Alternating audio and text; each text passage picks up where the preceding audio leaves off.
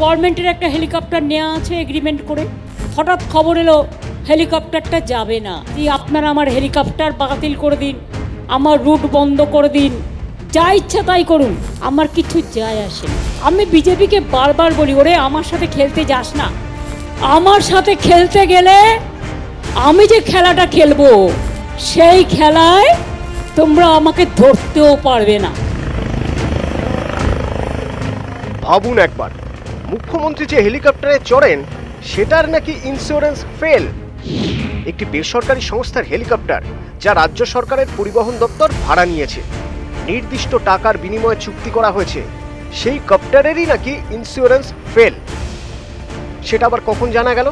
যখন তার কয়েক ঘন্টা পরে সেই হেলিকপ্টারে চড়েই মুখ্যমন্ত্রীর বনগাঁ যাওয়ার কথা।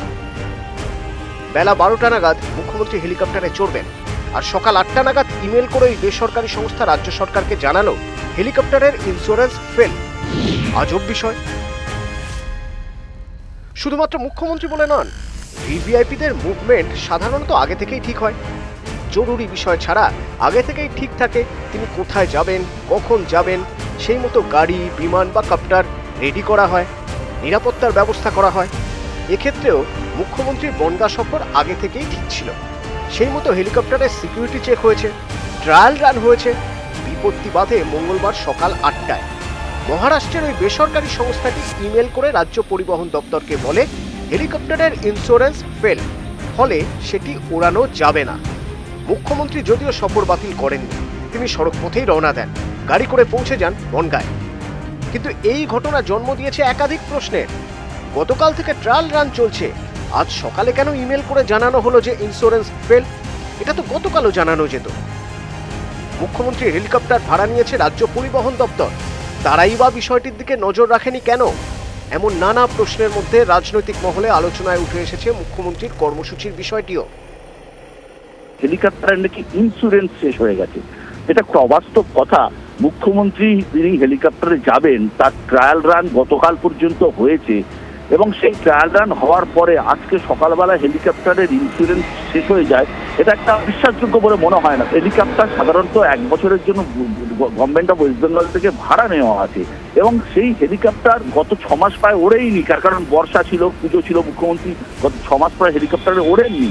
যেদিনকে তার সভা হলো, সবার কথা ঘোষণা এবং সভা হবে, তার আগের দিন পর্যন্ত হেলিকপ্টার চললো ট্রায়াল রানে, এবং পরের দিন হেলিকপ্টার যাওয়ার ঠিক আগেই তার ইন্স্যুরেন্স ফেল করলো, এটা ঠিক মনে হচ্ছে না। যাই হোক, পরে সরকার দেখবে, সরকারের বিষয় দেখা। তার সভা এর আগেও নানাভাবে চেষ্টা করা হয়েছে, অনেককে এর আগে নির্বাচনও হয়েছে, যিনি কোনো ধরনের হেলিকপ্টার খারাপ হয়েছে, কখনো প্লেন খারাপ হয়েছে, কখনো প্রবল ঝড় বৃষ্টি হয়েছে, কিন্তু মমতা বন্দ্যোপাধ্যায় ঠিক পৌঁছে গেছেন তার নির্দিষ্ট লক্ষ্যে। তবে মুখ্যমন্ত্রী হেলিকপ্টারের ইন্স্যুরেন্স বিপর্যয় কিন্তু অত্যন্ত আশ্চর্যজনক, এবং এটার কিন্তু একটা তদন্ত হওয়া দরকার বলে আমার মনে হয়। গভর্নমেন্টের একটা হেলিকপ্টার নেওয়া আছে এগ্রিমেন্ট করে, হঠাৎ খবর এলো হেলিকপ্টারটা যাবে না। আপনারা আমার হেলিকপ্টার বাতিল করে দিন, আমার রুট বন্ধ করে দিন, যা ইচ্ছা তাই করুন, আমার কিছু যায় আসে না। আমি বিজেপিকে বারবার বলি, ওরে আমার সাথে খেলতে যাস না। আমার সাথে খেলতে গেলে আমি যে খেলাটা খেলবো সেই খেলায় তোমরা আমাকে ধরতেও পারবে না।